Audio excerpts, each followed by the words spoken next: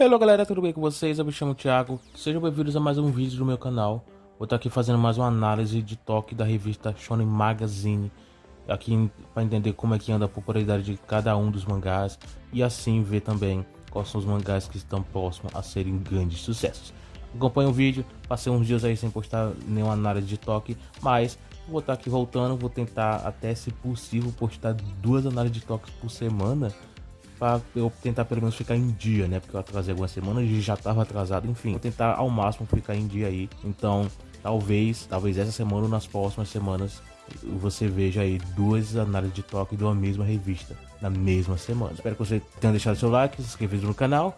E sem enrolação, vamos logo para o vídeo, né? A capa da revista foi o Gaku do Inazuki, que é um mangá que é bem ok na revista, mas pelo menos recebeu um bom destaque essa semana. As páginas coloridas ficou para Yoyo Sensei e para o Dead Account. Dead Account, esse aqui nessa edição, ele foi o último capítulo dele nessa edição. Ele foi transferido para uma outra revista. Atualmente ele já está publicando na outra revista, mas aqui foi a edição que ele foi transferido, foi o último capítulo aqui. Mangás ausentes é o Gashakuta e o Inyato o Ahiro no Sora. No mais, os outros mangás estiveram ranqueados nas toques e a gente vai então analisar um por um e ver como é que anda a popularidade deles. A última posição, que foi a 19ª, foi o True Eternity. Como você já sabe, ele sempre o que fecha a revista, não tem muito o que falar.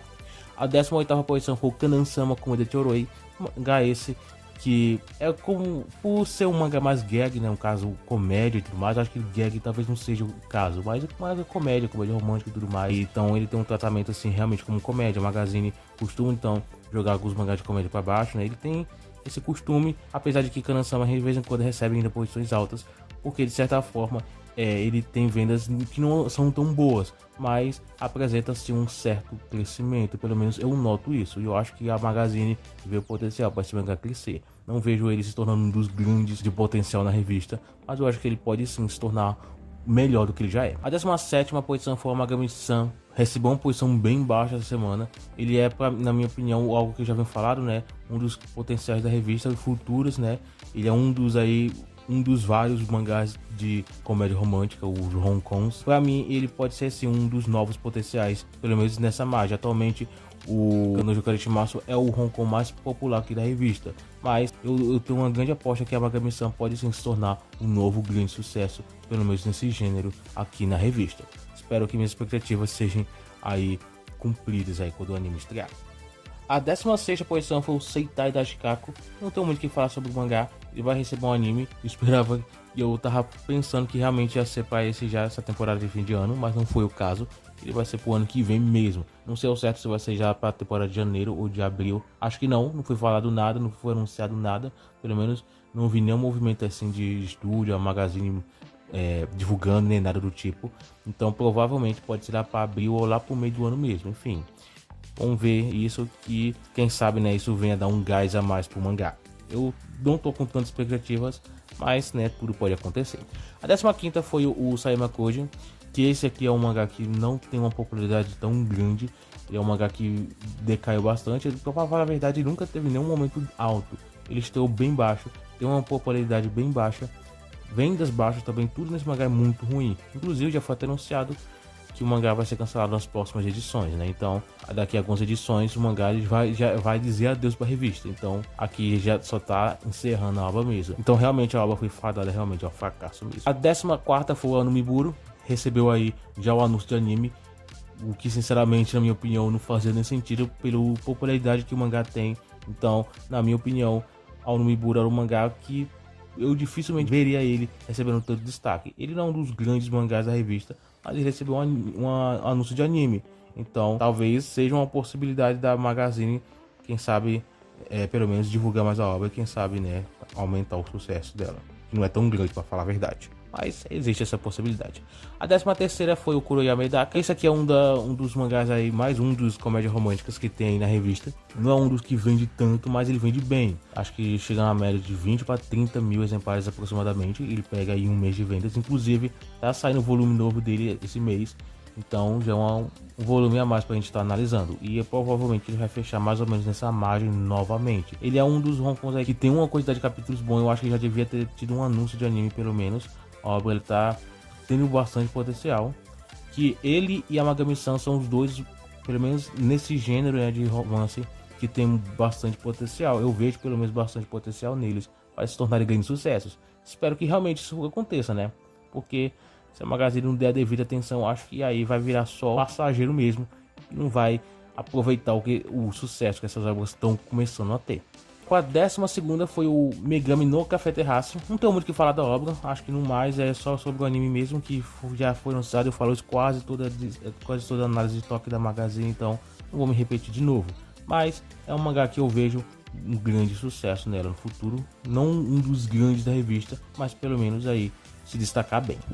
A 11ª foi o Kimura Class, que continua na margem mais mediana. Eu acho que o outro mangá talvez tenha dado bem mais certo, talvez, né? Acho que as vendas talvez não tenham agradado tanto. Vai esperar aí o que pode acontecer aí, pelo menos, né? A 10ª posição foi o Blue Lock, recebeu uma posição mediana, o que eu já reclamei muitas vezes aqui, que eu acho que o Blue Lock ele não merecia e não merece ficar em posições baixas assim.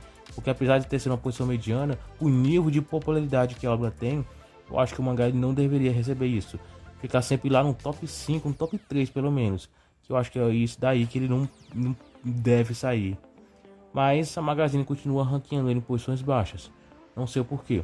O mangá faz sucesso e eu acho que ele seria assim um ótimo... Não só seria, como é sim uma ótima oportunidade para fazer mais leitores entrarem na revista, lerem a revista, né? Porque é um mangá que já faz sucesso. Então ele sendo um destaque aí nas primeiras posições, aí já é um chama aí para mais pessoas. Pelo menos essa é a minha opinião, né? O mangá ele tem um público aí específico, né? Porque é um mangá de esporte, mas mesmo assim o mangá faz sucesso e deveria ser sim usado nas primeiras posições. A 9ª posição foi o Brave Bell, eu já falei um pouquinho dele com o Kimura Class, os dois vendem praticamente a mesma coisa, não tem nada que se acrescentar.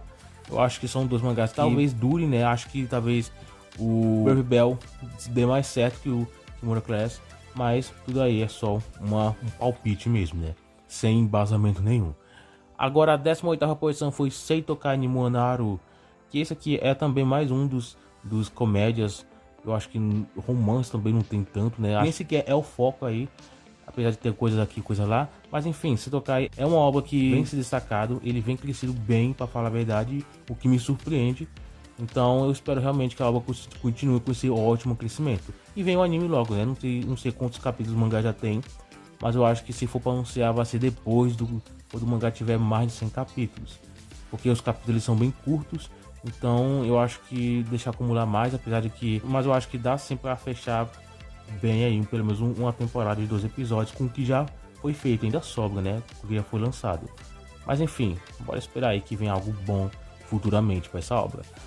A 17ª foi Hajime no Ippo, que é um dos grandes da revista. E não tem muito o que falar sobre ele, né? Você com certeza, pelo menos quem acompanha a Magazine, sabe a importância que esse mangá tem. E agora a 6ª posição foi o Enden Zero. Esse aqui, a importância dele tá mais por conta do autor mesmo.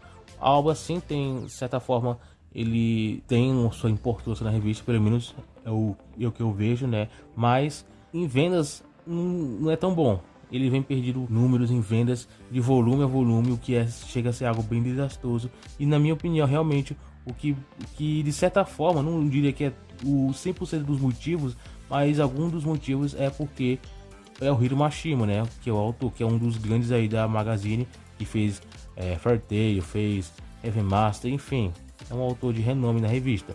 E talvez um dos motivos seja esse, que a obra até então nem sequer foi especulado o cancelamento e nada. Chega até a falar em algumas edições que provavelmente, se não fosse o Hiro Mashima o autor de Ender Zero, talvez essa obra não teria tanto destaque assim por tanto tempo. Mas enfim, né?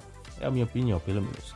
A 5ª posição foi o Shangri-La Frontier. Esse aqui vem se destacado bastante por conta do anime. Essa edição aqui que eu estou analisando, o anime ainda não tinha sido lançado, então aqui essas posições não se devem por conta da popularidade da obra, do anime.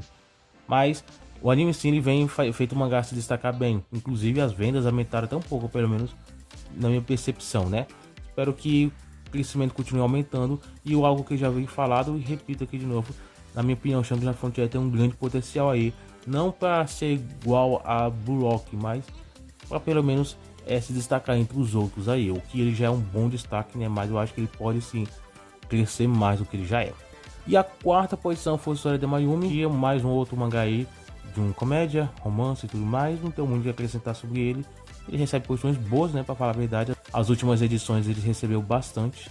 De vez em quando cai um pouquinho, mas enfim, acontece. História de Mayumi dessa vez está em uma posição boa, pelo menos. E no top 3 dessa semana, dessa edição, Kanojo Karishimasu aí receberam um grande destaque. Como eu já falei, ele é um dos grandes mangás de romance da revista atualmente. Então, receber destaque é algo que, na minha opinião, devia ser bem mais comum para ele. A segunda posição foi Akabane Honeko, que a revista talvez esteja dando bastante destaque para o mangá. Talvez veja algum potencial nele, ou talvez não, porque as vendas não são tão grandes. Vem fracassado bastante, né? Não chega a ser um horror, mas, na minha opinião, podia ser melhores. E talvez a Magazine ainda queira apostar nesse mangá. Pelo menos é o que eu tô percebendo, né? Pelo que também vai ser na semana que vem, na próxima edição. Eu vou falar daqui a pouco os motivos disso. Mas a Akabane Honeko eu acho que ainda assim tá entre um dos apostas aí da revista. A primeira posição foi o Mokushiroku no Yonkishi, também para promover o anime dele, né?